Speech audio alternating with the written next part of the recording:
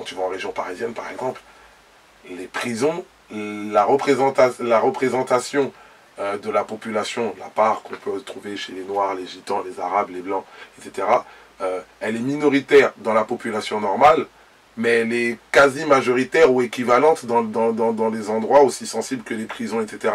Et je précise encore un truc, parce que tu parles du morceau, les remarques viennent pas spécialement des Blancs. Oui, beaucoup de Noirs me l'ont dit, hein, tu vois ce que je veux dire. Vraiment beaucoup de Noirs, ça serait trop facile de dire oui, c'est les Blancs qui me disent ça. Non, ça serait caricatural, tu vois ce que je veux dire. Global, moi je suis d'une manière générale pour la souveraineté des peuples. La souveraineté absolue, pas... Il y a toujours ce débat qui existe de oui, mais t'as vu, si jamais il n'y a pas... Certains pays ne font pas la tutelle de d'autres, ben, voilà, ça va partir en couille, ils sont pas assez développés ou quoi que ce soit. Je me dis que pas mal de pays, notamment en Occident, à un moment ont eu des crises dans leur histoire, dans la manière de se construire. Parce que par contre, une chose est sûre. Personne d'autre ne défend, à part les Noirs, personne d'autre vraiment ne nous défend.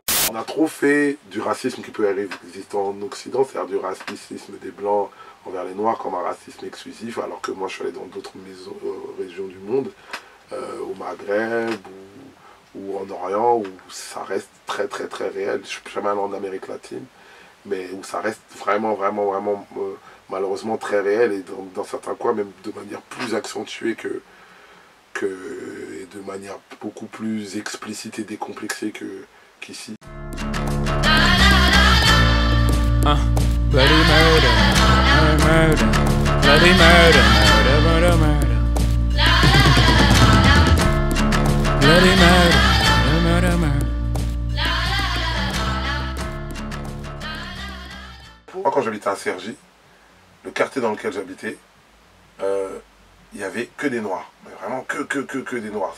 Voilà, donc tu dis, oh, c'est le hasard, c'est cool et tout. Après, j'ai eu quelques problèmes. J'ai habité à Sartrouville.